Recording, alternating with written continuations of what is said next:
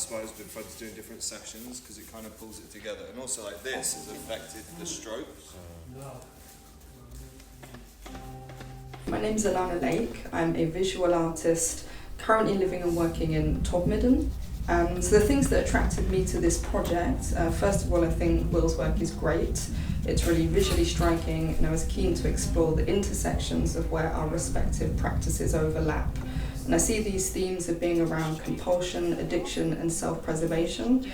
This was an opportunity for me to step back and look at someone else's processes and to learn from that experience. And I think a parallel between my work and Will's is that there's a cathartic kind of process in the act of making.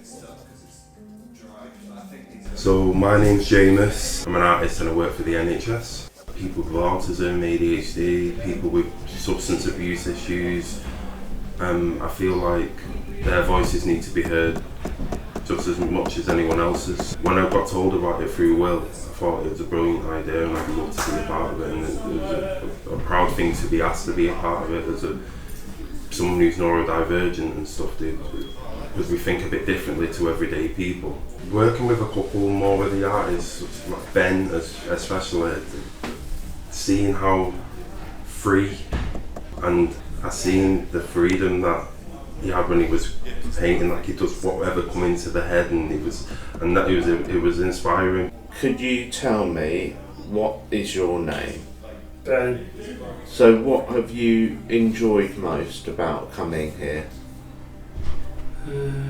Meeting new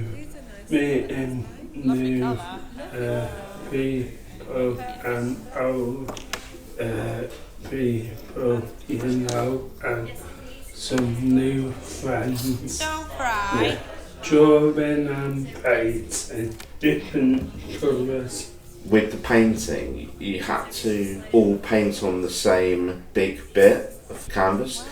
Did you like doing that? Yeah, that's it. I want to do it again here. Drawing, painting, people, writing, and different things. I really love painting, and it's not something I've engaged with or done for quite some time. So it was just really nice to reconnect with paint and be able to push it around, but also be quite experimental and free with that. We had to kind of lose any preciousness maybe around things we'd done, and we kind of pre-agreed that we could go over each other's work, and that was a really nice, it felt like we were having a conversation through the work, and eventually things emerged, and each time we would come back for each session it would look really different after it dried, and that was quite exciting to see that transformation and how this kind of dialogue came through. I do part of a sketch and someone would come over and add something that I just would never have done, and I was like, how cool it looked and how well it would have worked, and it was like to show that as much as I think one way, there's always going to be someone who thinks completely different, but you can still merge together and working with other people. Like I wasn't very confident about working with other people, and seeing how well other people worked with me and bounced off my ideas and added to my stuff, it gave me confidence as an artist.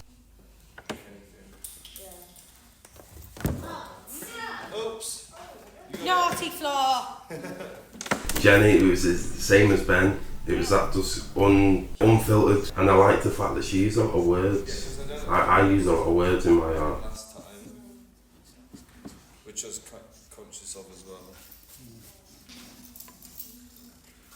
Thinking last time.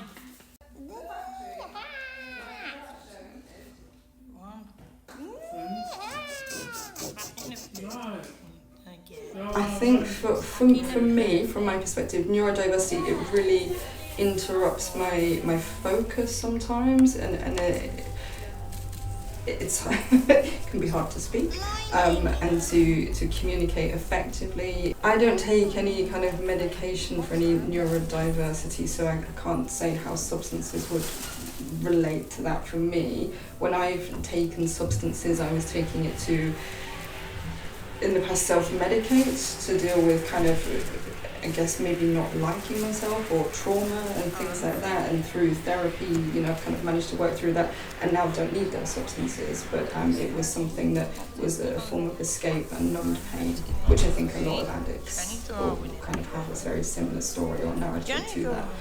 I think I've been on a bit of a journey with this. At some point in that journey, I used to think that maybe taking drugs enhanced my creativity, but then, of course, the balance tipped and it interrupted my creativity.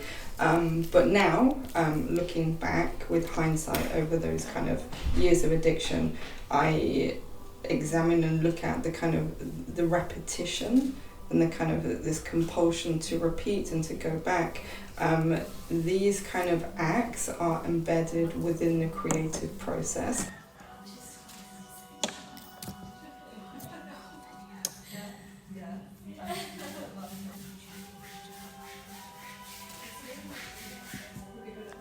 Will's inspiring to me anyway. He's the definition of an artist to me. Will's mind is just got a completely different way of thinking, and he's one of them people who's very confident, and he knows who he is, and it comes out in his art completely. I think we'd probably all agree that it's been quite fun and joyous, and we've laughed. We've put on music and we've sung to it and we've painted happily to that collectively as a group. We've talked, we've shared ideas, and we're all at kind of different kind of levels and abilities, and it just really felt like we were very much harmonising while we were making. And that's a really beautiful thing about creativity. So it can kind of dissolve these sorts of barriers that kind of get us up in society. And through the act of being creative, it's kind of brought us together on the same canvas, on the same page. 1983, Jenny Darwin in a poo. Jenny Darwin.